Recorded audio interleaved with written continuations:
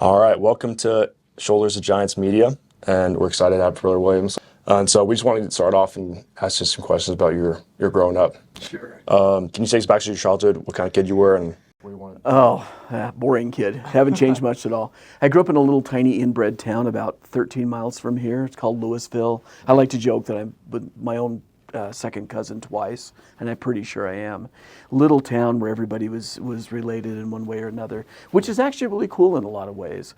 I was a very sensitive kid, a very tender-hearted kid, kind of prone to crying, but also prone to thinking a lot about what was going on with people. I think I started becoming a therapist probably about age 8 when I was watching the things that were happening between mom and dad and aware that, hey, wait a second, this person accidentally did something that kind of made the other person feel like they had to do this. So in a lot of ways, even as a kid, I was very interested in things like changing people's lives, or at least understanding and helping them if I possibly could. Awesome. So you had quite a bit of experience even as a child. Weird as it is, yes, I think in some ways it's true. Did you know you wanted to go into psychology even back then? Oh, heavens no. In fact, when I took my ACT, there's a part of it, the interest inventory, to find out what kinds of things you'd like to do. And I took the interest inventory. The school guidance counselor sat me down and said, okay, you got a pretty weird score here. You're really lopsided. You're way off to the left. And I said, well, what does that mean? He said, well, normally we draw a little line, a circle here, and we know that you'd be interested in these kinds of careers. Well, there aren't any careers there. So let's double the size of that. And they were things like therapist, social worker, counselor, and teacher. And there was no stinking way I was going to do any of those kinds of jobs. And so I actually paid to take my ACT, even though it was good enough to pay for a scholarship to go to school, I paid to take my ACT over again, and I lied on my own interest inventory, hoping to get different answers, because that terrified me. It didn't change much, but still ended up where I am. Was there a defining moment where you're like, yeah, I'm for sure going to psychology? Yeah, for sure. I had different things that were kind of hinting that direction. I'm a very spiritual person. I want very much to do what Heavenly Father wants me to do. I know I'm dumb. God's brilliant, and I mean, I don't even have a PhD. He has a GOD, and I just really wanted to know what He wanted me to do, because I figured that would make for the best life. So I'd been praying and thinking about these things. I know that's not how most people approach things, but. And one time I was taking a class on campus here at Ricks College, where it's BYU, Idaho now. And my best friend and I were sitting in class. It was called Dating, Courtship, and Marriage Preparation. We called it Dating, Mating, and Creating. It's a really fun class. And we were in class one time, and the guy who was teaching the class, Charles Hines, he talked about what he did as a marriage and family therapist in California. And I was just very interested. My buddy elbowed me, and he said, doesn't that sound like a great job? And it felt like somebody physically took me and shook me. And that really surprised me. I went home and I kind of pieced a lot of things together from my experience, the things I loved. I loved helping people, my stupid ACT that I hated so desperately, and knelt down and prayed about it. And I got the clearest answer. This is your calling. It's up to you whether you want to do it, but this is what I call you to do. It was years later that I found out the vocation actually means calling, not profession. Okay. So I know that's a weird story, and that's a weird way to start this conversation, but that's just how weird I am. I love that. I feel like people in your field they feel such a big need and purpose. I personally have struggled with just like mental health and different struggles in my life. And I'm personally the type of person, I'm not the biggest fan of medication. Yeah. So I've tried to go the route of working with counselors and different individuals just to, I guess, work through my own crap. Right on. So I have a deep appreciation and admiration for individuals in your field. And a common theme every time I've talked to a psychologist, a therapist, anyone who's been pivotal in my life, it's a common theme of, and maybe it's just being up here in Rexburg, Idaho, that each individual feels called to that purpose. And yeah, so I just want to thank you. Well, I appreciate what you said about having some of your own experience. I was a very depressed kid. In fact, I was on and off suicidal starting at age 8. And when I was 16, I had this incredible experience one day. And I got over 8 years of depression. And I had no idea I'd end up doing this professionally, helping other people with this. But I think that's a part of what informed me, and I would say has also motivated me to want to learn things and be able to help people in ways like that. If I could help somebody avoid that pain and misery, yeah, it'd be worth a lot. So, Yeah. yeah. That's incredible that you've personally been there. I'm grateful for that. Yeah. I wouldn't understand it. It would just be a clinical thing for me had I not been there. So I'm actually grateful for my 8 years of misery. Was there a defining moment that took you out of that? Out of being depressed, Yes. Like out of that funk? this is going to sound bizarre, and you may not even believe it. So for, I don't know how far you want to go with this, but for years I'd been thinking thoughts like, well, nobody really cares about me. We certainly had our share of challenges in my home. I often had thoughts like life is pretty cruddy and things will never change. Well, since then I've learned that that's really the trifecta of depression. No one loves me, life is awful, things will never change. And I was absolutely hopeless. I mean, I'd be kind of okay for a few months at a time, and then I'd sink way down. And I'd been in a particularly rough time at the end of my junior year of high school. And to the point where most of my friends really were avoiding me. And one morning I woke up in May, beautiful day, my alarm clock radio went off at 6:15. It was Crazy Love by Poco, which I kind of liked the song. And you guys actually know it? No. I know I'm way too old. It's worth a try. Anyway, so I just sat there in my bed. I sat up and I was looking at the sun making a pattern on my bed through the window. And it was just, I was fine. And I shut the radio off, knelt down, talked with God. Again, that weird kid, I told you. And said, hey, good morning, Heavenly Father, which seemed like a weird way to pray. But then I just talked about how grateful I was for the beautiful things around me. Went upstairs and got ready. Back then I had one of those 70s Greg Brady white boy afro perms. Nice. Yeah, very stylish. And I took a shower, got out, fluffed up my perm, went downstairs, got dressed in my room, and I was headed upstairs to eat breakfast. I was walking past the full-length mirror just to make sure everything was tucked in, and I went, hey, I'm happy. Wait a second. You know how quickly you can think as you're walking? And I was thinking, wait a second, that's weird. Now, why have I been so miserable? Oh, that's right, because nobody cares about me, because the world's a horrible place and things will never change.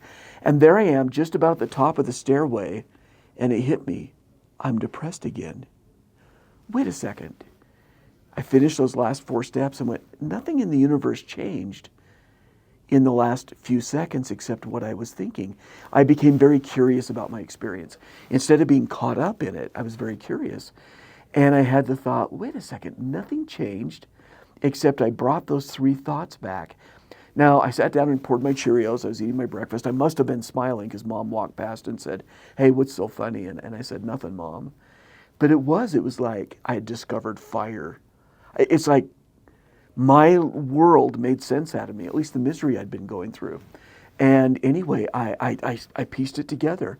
There were a couple little other pieces that happened thereafter, but it really all pivoted right there. Is learning that I'd accidentally been entertaining thoughts that would make anybody miserable. Mm-hmm. And as long as I entertained them, well, I believe our brain processes everything we think as if it's true. Mm-hmm. I like to say my brain believes everything I think. And my brain, and of course it would give me all those negative feelings. It fit. Anyway, so that day I learned it. So a lot of the work that I do with people now is teaching them how to operate their brain manually instead of their brain deciding what they think and what they do. Yeah. And that's cool. Cool. And anybody who's ever used a manual transmission knows there's a learning curve. It's tough. But man, the power, the fun, the excitement changes your life. And that's a lot of what my work is about. So it sounds like you realized it as a kid, or I guess you kind of grew to ponder on it, but like patterns of thought leads to... Yeah. What I think, it creates what I feel, and then that leads to what I do. I'd be super interested to hear kind of like what patterns you have for like when you meet with a new client, what helps you see where they're at, and then obviously guide them to where they can be thinking. And I've been doing this for 36 years now full time, so I've been around for a while, and I've worked with a lot of people. I don't count. So I went to the social sciences so I wouldn't have to do any accounting. But when I work with people, a lot of what I'm listening for as they're laying out their story and what brings them in, I'm wanting to find out what it is they want. So if we could, let's say we work together for a few months and you got exactly what you wanted, what would it be? And then we take a look at what it is they want. I also wanted to, what I want to do is I want to teach them basically how to be their own therapist. There's nothing I've learned that they couldn't learn. And if they can learn what they need specifically and they will apply it, then they're going to get the results. So I know it's a way of working me out of a job, and I'm trying to get laid off as quickly as possible. So that's one of the things I do. I work with them, and if they decided they'd like to feel differently, we'll even take a good look at the good reasons they have to feel miserable. But then we'll also see if there might be some thinking in there that might not be entirely true, that they'd be willing to experiment with changing. And it's not even as exciting as it sounds, but man, the results are exciting. It is so fun to watch somebody going from misery to joy. It's remarkable. It's got to be very rewarding. Just curious, this is a personal question out of curiosity.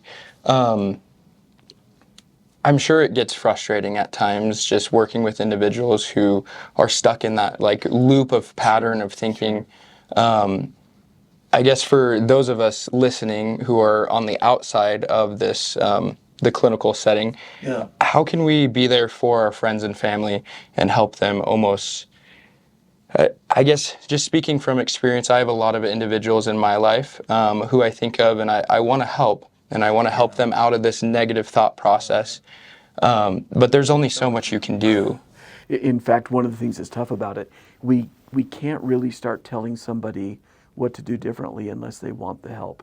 Otherwise, it's actually pretty offensive. It's very offensive for me to say to somebody, oh, no wonder you're miserable, you have negative thoughts. And that's never going to help. In fact, anything, they won't like us at all. I think in terms of helping others, we can do two things. We can express empathy or compassion. We can identify the emotions and say, wow, it sounds like you're really hurting. It makes so much sense that you're hurting and that you're feeling sad or angry or worried or nervous or whatever it is they're experiencing. I think we can show that kind of compassion, and we can validate that there certainly would be some good reasons to feel that way, perhaps. I think what we want to be careful is not to validate what's not valid. Here's a way to remember it. If you validate what's not valid, you'll make an invalid. Accidentally, sometimes good friends will say, oh, you're right, the world does suck. Well, that doesn't help. It also doesn't help to say, oh my gosh, the world's wonderful and you should just be happy. That's not going to help. What we can do is we can say, well, so tell me more about it. Something must have happened that's really bugging you. And when we start getting a sense of what they're thinking, we can say, wow, it makes sense. If somebody said that to me, I'd be pretty upset too. Or if it makes sense that would affect you, that would no wonder you're sad about that. That's a pretty insulting thing that person said. So sometimes if we validate what's valid, but we don't get caught up in it, that in itself can be very healing. Again, sometimes people offer a kind of empathy that's not helpful, and that backfires. I don't know if that helps a little. No, that does, because I'm the type of person, it's to a fault sometimes. I just want to jump in and I want to help. I want to fix. Yeah, I get that one. And it's hard to sit by and just feel hopeless in terms of, like, speaking from an individual who's been there. I've been suicidal. That's a whole other story we could jump into, but I've been in the depths, and I've had to climb my way out. And for me, being someone who's been there, I'm just like, let's get you out of that. Of course. Like, for some reason, my brain can't process. I've been through it. I got myself out. Why can't they? Yeah. And, but I love what you said. Just validate what's valid. Exactly. Focus on what's true. And it is hard. I'm the same way. I make the mistake sometimes clinically. Somebody will come in, and in my brain, I might be thinking, oh, slam dunk. I know how to help them out of this one. And that's actually not always what people are looking for. Very often people want to be understood before they want to be shown where they might be mistaken. And in fact, I'm going to tell you, I was a therapist in California for 19 years before moving back this way 17 and a half years ago. And I noticed that there are some populations, and I'm going to say our local population struggles with it a little bit more, as maybe with our culture, maybe prevailing religion, etc., but certainly the culture. I think a lot of the time we don't want to be told that we might be making a mistake. In fact, because we have such high standards, I think sometimes we get very upset with ourselves if we think we might be making a mistake. Coastal California, where I was for 19 years, people would often say, huh, that is a dumb thing to think. Sweet, I can change that. And then they would feel joy and their lives would go forward, and years later they're still doing great. The local population, sometimes I have to be a little more patient with my people, with people who are kind of like me in a way. And so, yeah, I think that's for highly driven, excited people, it can be hard to be willing to sit and suffer with somebody for a while. Somebody in my office recently brilliantly said, sometimes you just have to sit in the suck with them. That's a good way to put it. Some things suck, even if it's just how they're feeling about things. I once heard the difference between sympathy and empathy is like almost this example, and you can critique me, but to my understanding of sympathy and empathy, it's almost like this person's stuck down in a pit, this deep dark hole, and there's one person who comes and shines a light down there, throws them a sandwich and says, man, I'm so sorry, that sucks to be down there. And then there's the other example of empathy where someone brings a ladder and they lower the ladder and they actually climb down there with the individual and they sit with them through it until they're ready to climb out of that. There's a lot of validity there. Sometimes the work that I do with people, sometimes people experience really hard things and there isn't a cure. There's nothing wrong with them. It's a genuinely rough situation. I've had some people close to me die. And if somebody told me, hey, you shouldn't feel that way, they'd be wrong. Sometimes literally the best thing we can do is just mourn with those who mourn. And there is something beautiful about having somebody just hurt with you. I remember I learned that with my dad. My dad one time when I was 16, I had this really killer truck that I bought with my own cash when I was very young. And I screwed up something on the engine, and that was a very costly problem. And it was something my dad could have come out and told me, hey, dummy, I told you to not do that. And instead he came out and sat next to me outside on the steps, and he was just sad with me. What a stud. What a great dad. He was willing to just hurt with me. Later on, when I was ready, we could pick up and do what it took to repair it. But right then, just suffering with me was curative. It was healing and helpful. It was loving. Therapeutic. Thank you. Good word.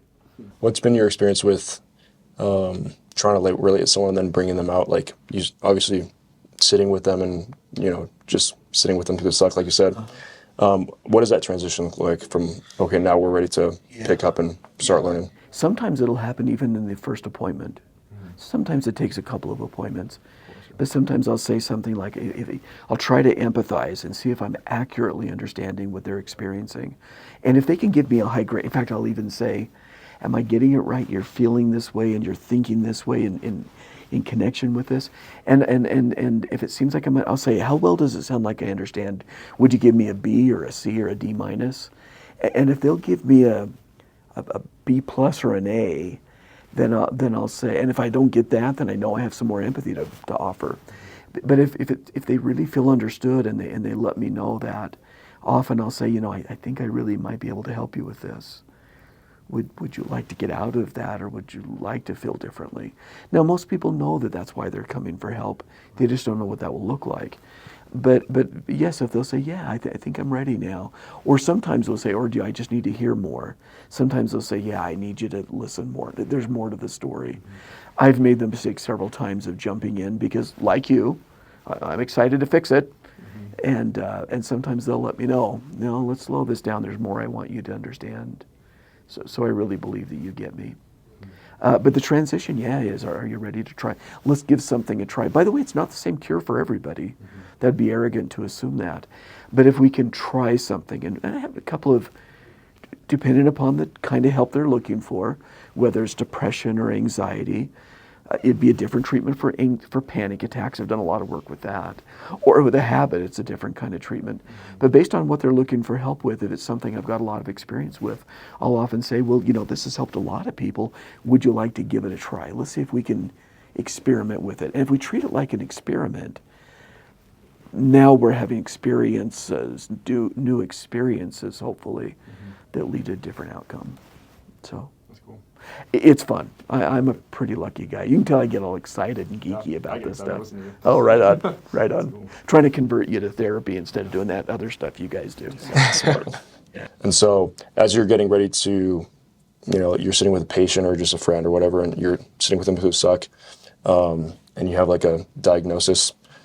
I'm sure they have preconceived notions of medicine. That's like their escape and what they want to do. For some people, yeah. Yeah. What's been your experience working with medicine versus non-medicinal practices? I have to be careful because sometimes I get too excited about what I think we might be able to do with where we are.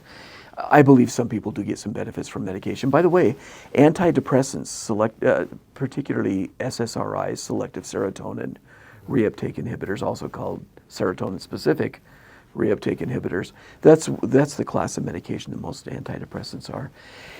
We've got a lot of research that shows that they tend not to be much more effective than placebo. Do people sometimes benefit? Yes. If nothing else, sometimes it gives them hope. And by the way, I can't think of a better cure for depression than hope. So sometimes people get a genuine benefit from it. But the research seems to strongly suggest that almost all of that effect is placebo effect. Now, when we talk about anti-anxiety medication, and I have to be careful, I'm not a physician, I'm not a nurse practitioner, so that's not my thing, and I don't ever give people medical advice. But there are some medications that do, in fact, dampen or inhibit the natural anxiety responses in the brain, and people sometimes love those because they feel a lot less anxious and nervous.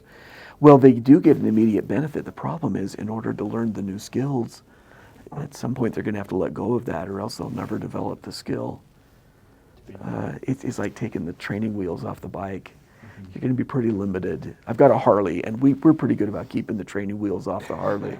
At some point, it kind of hampers things. So yes, sometimes people will start on medication. I don't give people medication advice. I do recommend that they talk to their whoever their medical advisor is, a nurse practitioner, psychiatrist, general physician. I will often, as we experiment with things, and if they start to get the results they want fairly quickly, I could say, you might want to consult with them about what it would take to taper off. If you want to do that, let's just look at the limitations, and then I have to leave that up to them. It'd be unethical for me to step over that one. But I've sure seen some great things happen when people learn the skills.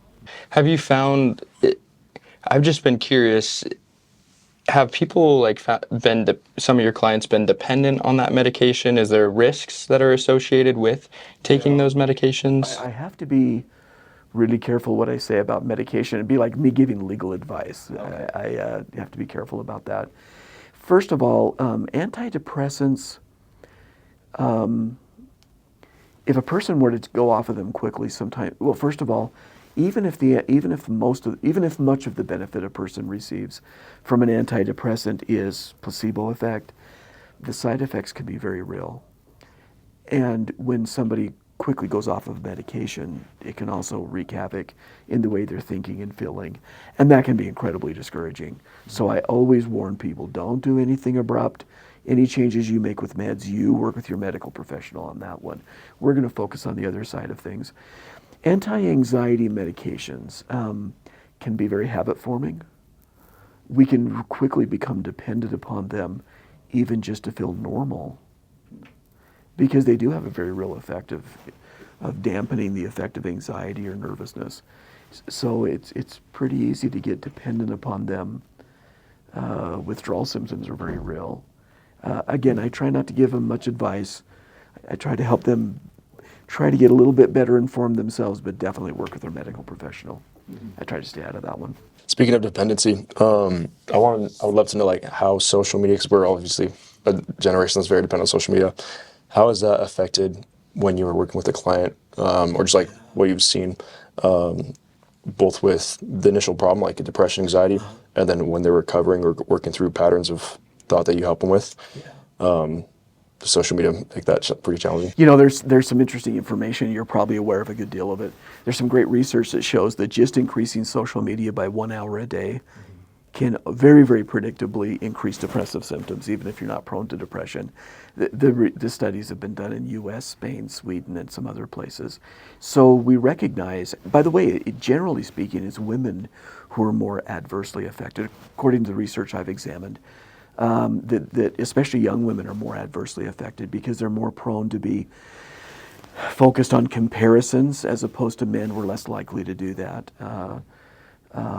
More concerned about what's happening in relationships that way. Guys might be swayed with other things, but yes, we see an increase of social media can greatly increase negative emotions. So sometimes when I'm working with people, we do, as we're developing some other skills, we'll often talk. We don't try to get them to quit the social media first. That's a pretty tough thing to ask anybody to do. But very often, if people are starting to feel better, they're starting to function better. Sometimes, more often than not, they start to taper off themselves because they recognize, I was doing great until I went on there and started scrolling for 2 hours, and I felt pretty sucky afterwards. And so very often I get to just smile like you knowingly and just, yeah, I can see why. And very often they'll draw that conclusion themselves. Occasionally with a younger person, they wouldn't have the knowledge or the background to make those connections. So sometimes we look at pulling them gently away from that too. Especially junior high kids and high school kids, and again, it's more females, though it's not gender exclusive. Women, according to the research, are more likely to be adversely affected, but guys definitely can do too. So I don't have one way that I approach that, but it is really exciting when people make that connection themselves and they start peeling away. And as they're doing things that actually bring them more joy, they're less dependent upon that thing to make them feel okay. So in a way, they're doing a lot of the therapy themselves as we help them to do more things, build more things into their lives that bring actual joy and fulfillment. That's cool. Would you say a lot of the negative effects from social media come from, would that be like comparison, or would that be dopamine, like Overstimulus. depletion? Yeah. You know, it's kind of funny because people talk about these things differently. And I suppose we shine our own flashlights based upon whatever we have some expertise in. We kind of shine that in there.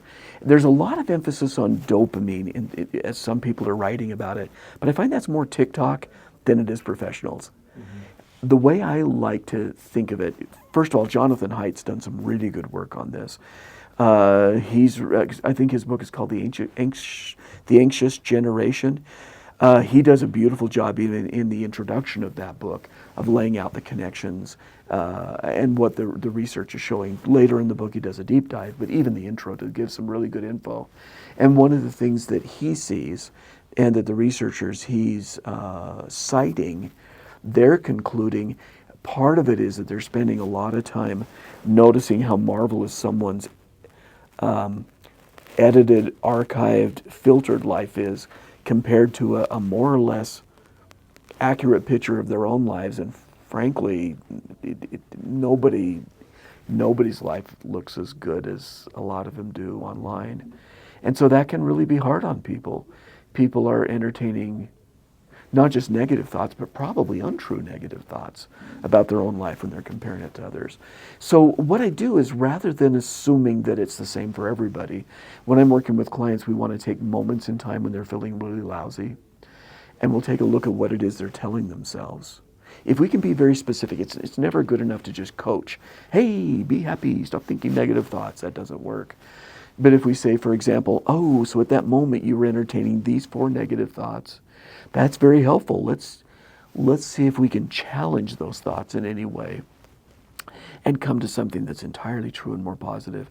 So I'm speaking broadly, but that's where I want it. Yeah, that's what I want them to do. I want them to get at the place where they recognize their own mistaken thoughts.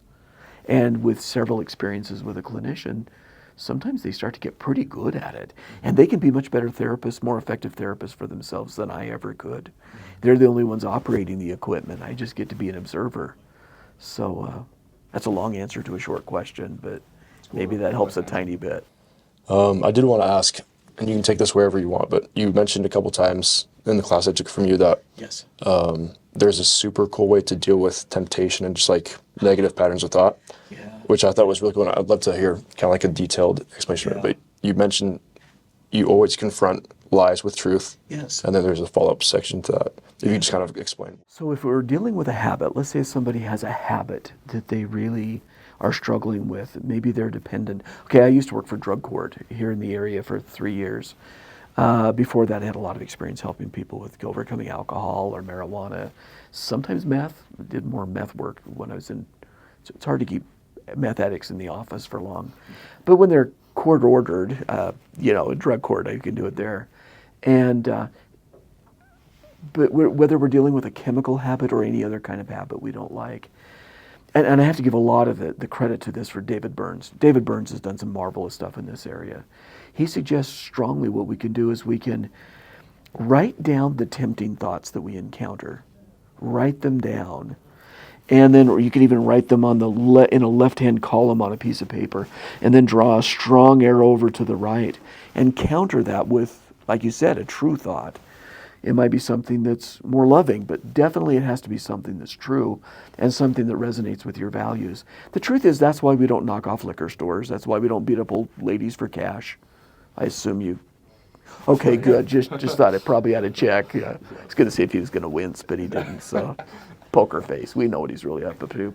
But it's funny. The reason most of us don't do all the awful things we could do is if the thought ever comes to us from whatever source, we go, no, that doesn't fit me. I wouldn't do that. I'd feel terrible if I did that, or that would hurt somebody. The funny thing is most of us are actually very good at it. But it may be that we've developed a habit in part because we haven't used those same skills. And we haven't intentionally developed the skills. So yeah, if I have a habit of viewing material that I think is harmful to me, whether that's pornography or whatever, maybe that has to be edited out, but depending on what YouTube says. But if there's any kind of a habit like that, I could write down the tempting thought. And then I could draw a strong arrow over and respond in a way that kicks that thought's butt. Now that takes work, that takes effort. It takes practice. And so what I find when I'm working with people, I want them to do this every day, at least 3 tempting thoughts a day, and writing back to it. The reason we do it in writing, and again, this is David Burns' great idea, when we do it in writing, we're using more of our brain. We also have a record of what helped and what didn't help, and that's worth a lot. So it's very exciting to see people overcome habits that way. So with a habit like just negative thoughts that lead to depression or anxiety, we can do that somewhat the same way too. It's almost just creating the skill of self-awareness. And what I think next. And choosing what I think. Most of us will go our whole lives without learning to choose what we think. Most of us, we learn how to think by listening and observing. Reactive life. That's it. And maybe we hear the way people talk around us. And frankly, our parents have a tremendous impact when we're young. And then, of course, our peers later on. But very seldom do we have a reason, a motivation, an opportunity, or very seldom do we actually learn how to choose what we think on purpose. And that's powerful stuff. That's really exciting. And it's startling. I've worked with people who've had habits for decades that they overcame in weeks. Devastating, horrible habits that when they learn to speak back powerfully to those tempting thoughts, David Burns calls it the devil's advocate technique. He suggests you treat it just like the devil showed up in your room and said, hey, go ahead and do that thing. And if we treat it that way, like it really is someone who hates our guts, who wants to hurt us, it's very likely we'll be more motivated to speak back powerfully. And very often after just a short time, if people have spoken back powerfully, they recognize that the temptation loses its power and they're driving the machine instead of the machine driving them. Is that what you're referring to? Is that what you're... That's awesome. I love that stuff. I'm so grateful he taught about how to use that. One thing that you mentioned in the class was prefacing it or combined with it is you always have the option to basically reestablish your standards, which you talked on, but like saying what's awesome about the fact that I have this, or like... Yes. Thank you. I'm glad you brought that up. David Burns also said this, and I was so brilliant on his part. Sometimes I had stumbled into it accidentally, but he systematized it. And Dr. Burns points out that it's really tough to give up a habit if I don't even recognize the benefits I'm getting from it, the advantages of continuing in the habit, the disadvantages of quitting, or how sometimes this habit might even reflect something kind of awesome about my core values. So sometimes you teach somebody how to overcome something, and very often they find themselves resisting, even though they say they want to be over on the other side of this habit. They resist. But very often again, it comes back to how do you help? To be able to sit with open hands and say, hey, I'd love to help you with this, but maybe you have some really powerful reasons not to quit this. You get some great benefits, and you speak back and reflect some of those genuine benefits they get from continuing on the path they're on. And very often people require that before they're willing to let go of it. And that's when the magic happens. Yeah. So again, props to David Burns on that one. That's cool. You mentioned David Burns a couple times. What literature from him would you recommend people to read? He's written a number of books. I have probably 6 of his books. My favorite one is When Panic Attacks.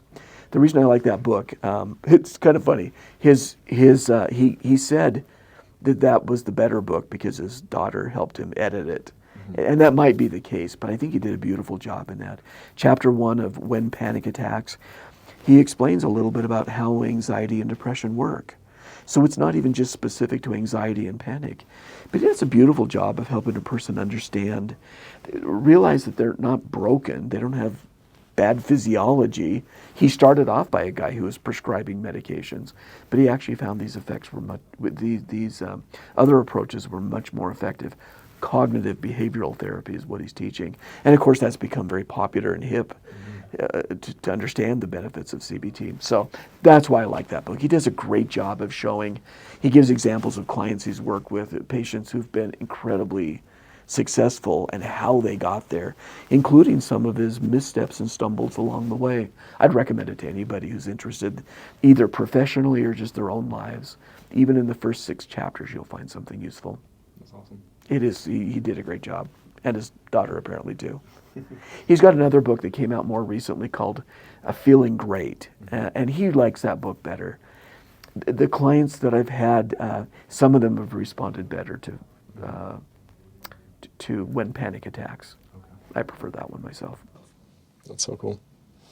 Well, just to close, where can people find you online, and then is there... and is there like one kind of thing that you just love to share with people no matter what their situation is? Just advice for... So you can find me by going to michaelwilliamscounseling.com. I'm actually in the process. I'm only licensed to do therapy here in Idaho and Utah, but I've actually begun the process of developing some online courses so that people could get many of the benefits. Again, learning how to be their own therapist and taking different courses to help with different kinds of problems so they can develop the specific skill set a person would need with those.